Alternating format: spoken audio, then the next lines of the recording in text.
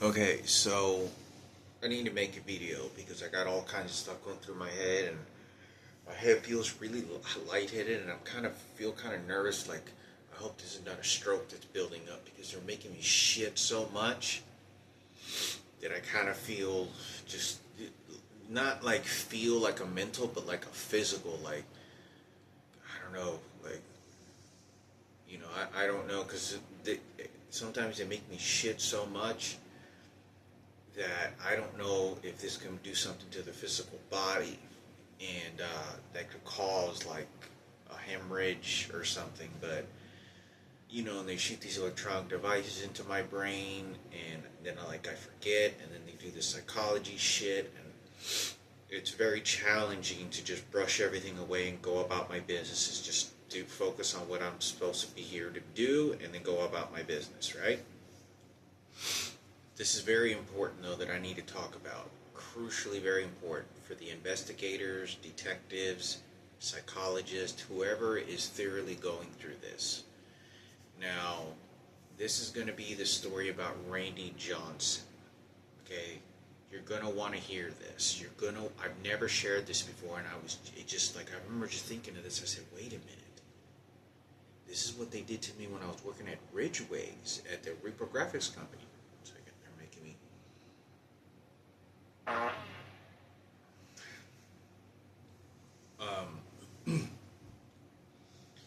I was there. Okay, when I worked at Ridgeways, this is right after my bone marrow transplant. I just got out of the hospital. My hair just grew back. I think I was even possibly still on. I was just now coming off down, or I was still on steroids from the doctor after my transplant. Because after your transplant, they have to give you steroids, and to boost your immune system, because all the trauma that the chemotherapy and the transplant and medications they give you, so they need to kind of help. But there's just specialized uh, steroids to help specifically for bone marrow transplant. I can't remember the name of it, but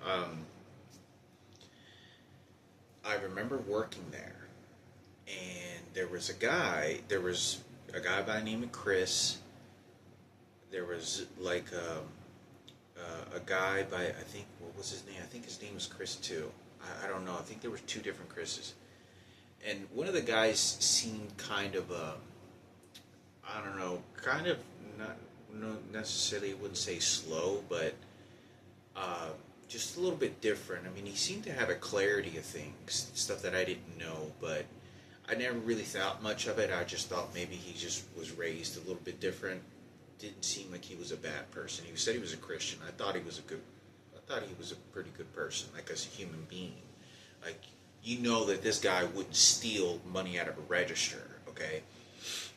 Anyway, um, so my boss is Buddy Lyles, and then there was another guy that showed up, and then there was another girl by the name of Kathy, very pretty girl, and anyway, I remember there was some flirting with me and Kathy, and I could tell she was a lot older than me, but she was like a beautiful hair and like really white, pale, light skin, and like bright blue eyes.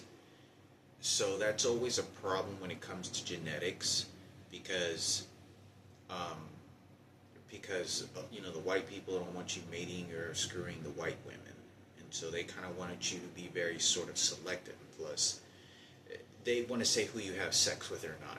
But there is no doubt in my mind, if I was in a room with this girl, we would be having sex. There's no doubt for sure. And I could, but anyway, they kind of caught on to it, and they cut her off. They cut it off. And she was a salesperson. She ended up getting another job several months after. I was working there, and I think it was because there was conflict. So I'm working at Ridgeway's in shop, and when I'm working there, this is a Mexican guy. He got hired as the new manager, like a manager, at three different to sort of help manage three different facility, be the facility manager for all three of them, to kind of look over us, which is like PBK, Aguirre, and Gensler. And so I was located at PBK. So right, I think it was like, yeah, right after I got transferred, I worked there for a couple of months in the print shop. Then they moved me over to the PBK, and I worked with all these architects. Well, they hired a few days or a week before I moved there. They hired this new guy, right? Salazar, his name was. He was a Mexican guy. He drove like a medium-sized, small pickup truck, and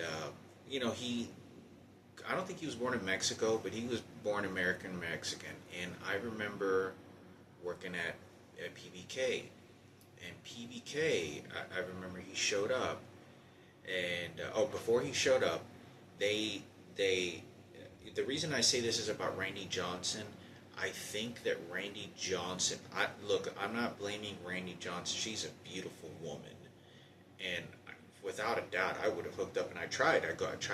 Going to the club, and got a flat tire, and so on. Okay, so I've already made videos about this, and I'm sure she's aware of this, and wherever else is involved. But I remember Salazar telling me, he says, "Yeah, man, I live out in Rowlett." He was like, binding up these paperwork. He goes, "Yeah, I live in Rowlett, man." It was like, I got to drive all the way over here, and yeah, man, as to come over here to go to work, I needed a job. And I didn't think of any of this because Randi Johnson lives in Rowlett, okay? And you got to understand this. This is kind of weird because, okay, so right before it was right before I started working for,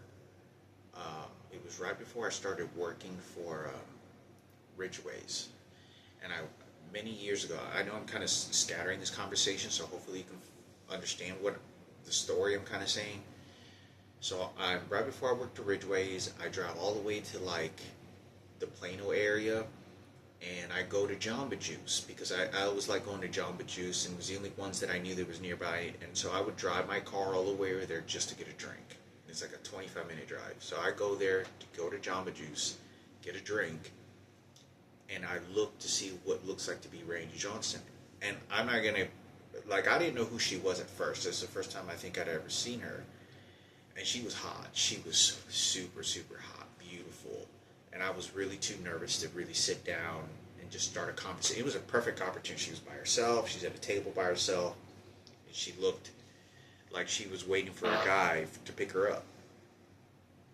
And I was really nervous, and I couldn't really figure out something. I was sort of, dressed pretty nice. And for some reason, I guess got scared, nervous, and I didn't say anything, And I remember thinking of that, right? That happens to a lot of guys, right? You get too nervous and you don't say anything. And I didn't say anything. But I remember her walking by. I could tell she wanted me to maybe say something to her. And I just walked right past her. So anyway, and I don't know if it was her. You'd have to ask her. And this is at the Jamba Juice on, it's near the church. I can't remember the names of the street. I think it's like Hebron. It's where Fat Straws used to be. And it's like North Carrollton. It's like far North Carrollton almost. And anyway, I get in my car, I leave. Get hired at Ridgeways. Now to my story where a couple months into working there, I hear Salazar, "Yeah, I work all the way. I had to go here to get work," right? Because remember, people are always sort of training me to what I get and what I don't get. But I'm not aware of any house, any money, any fame. To me, it's just my own world that I live in. And anyway, I'm working there, and I don't know anything about Randi Johnson. I don't know anything about her at this point. And anyway, so he I forgot what it was. He tells me, and he says, "Yeah, I was working at the PBK, and they told Buddy or someone told me, he goes, 'Yeah, I need you to go to pick up a roll of paper and bring it over because they needed it for the large format printing,' and I was yada yada." It was like late at night. Late at the shift. And for some reason, I don't know what happened. Either I couldn't or I forgot. And they were printing a lot of paperwork that night, and I don't know what it was. I can't remember. I either forgot or I got the message too late, like they emailed me and I had already just like clocked out or something like that.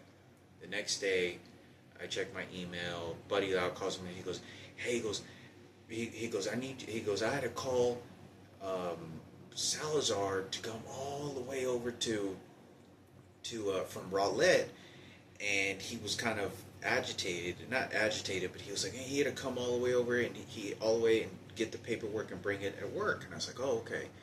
And I was like, oh, dang it.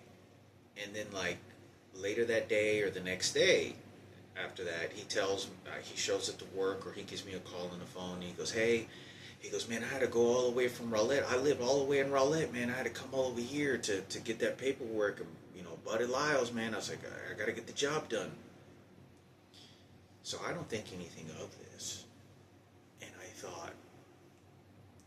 I was thinking, I was like, I wonder if somebody was trying. Look, I don't have anything wrong with this. People like to play hookups all the time. But, which I missed the opportunity, right? And, I don't know anything about Randi Johnson. So a couple years go by, and I think it's like after I got let go from, a couple years go by, and then I work at I start working for the federal government. I'm like 27. I'm a printer. Just a print guy, with a desk and do printing. And I go to the club, and I talked about this before. No, you know what? I'm sorry. I wasn't working for the federal government because I was still living in my apartment. I don't know if I was still working at Ridgeway's. I was 24. I was working at 24, and when I was working at 24 years old there, I think I went to the club, to Plush. And I went to Plush because, pick up maybe some girls, talk to some people, kind of live life a little bit. And I didn't go to the clubs. Make me pass gas. And I went to Plush, saw Randi, talked to her for a minute. She gave me her number, gave me a card, she called me, and it was at the end of the shift. And so I got her number that way. But I remember, I saw a real famous porn star, and I remember being at Plush, and I don't know who this guy was, but I remember there was a guy with like a pink shirt, really tall, giant guy, and you could tell, real skinny, looked kind of flamboyant a little bit, and I remember he looked like he was sort of being either bullied or like kind of challenged. That's what it looked like. And I remember looking at him, and he kind of was like just dancing, having a great time, and I talked about this. And he kind of looked and was just like, I ain't gonna worry about this, this dude, this individual. And he was just kind of going about his business, like, listening to the music. And so I remember him sort of looking at me for a moment, and I don't know if it had anything to do with Randi, I don't know, but he kind of looked at me like, yeah, like, we're going to get some women, like, yeah, see what kind of beautiful women there is, and anyway, walks by me, didn't see this guy ever again, and he's the same guy that I actually saw at McDonald's many years ago, so anyway, just like a few other porn stars, I saw Haley Spades at Walgreens.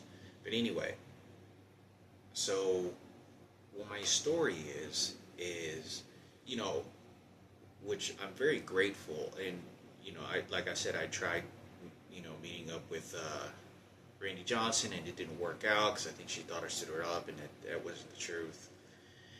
And that was pretty much it. So, I don't know. She moved on in her life within a couple of months. I think she got pregnant by someone, and that was, I was no money. I had no job. I was flat broke. I was barely seeing if my car can even get any gas to get to a location, literally. And I'm living off Romans and noodles. And then I had moved out of my apartment, and things only got worse. People kept on stealing, tickets went crazy, I was getting pulled over all the time, they were towing my car, and you know the rest of the story. There was no peace whatsoever. But I want to say this, because you never know, of all the things that are going on, you never know what intentions or what people may try to do, it doesn't go their way, then they try another result, and it has nothing to do with nothing good. And but I wonder if someone, you know, I don't know if someone had ever contacted her and be like, hey, I need you to be with this guy, I need you to sleep with him, or whatever it was. I don't think that could happen, but it's worth asking her. Um, you know, I'm not taking away any idea that maybe somebody was trying to hook me with a girl, because that's exactly what I want. That'd be nice, you know, be like, wow, I get to meet this girl. However, people hook up all kinds of ways. People are always getting introduced or telling, hey, go talk to this guy. Maybe he wants to hook up with you. Yeah, he likes this kind of girl. Go. So, but giving all this public attention that was going on, I think it's important to maybe consider that, you know, who knows, could have got hurt from this. You never know what the details to what any circumstances were. But then when it doesn't work out or go the way that they want, they find a way to retaliate. But I thought it was worth me having a conversation about, you know. I did try, like I said, years ago. You know, time goes by. I'm 42 years old. I'm talking about something that happened 20 years, you know, just like 17 years ago. I'm 22, I'm 23. It's about 18 years ago, 17 years ago, okay? But I thought it was worth a conversation, and I thought, I wonder if that has something to do with it. You know, like they told Randy, because, you know, which, you know, I don't know what the circumstances, which is, I'm not hating on the situation, but you never know what the circumstances is to some people. You know, I really don't know what to think of that situation, other than it was a fail for me. You know, trying to hook up with you know, she was such a beautiful girl, plump.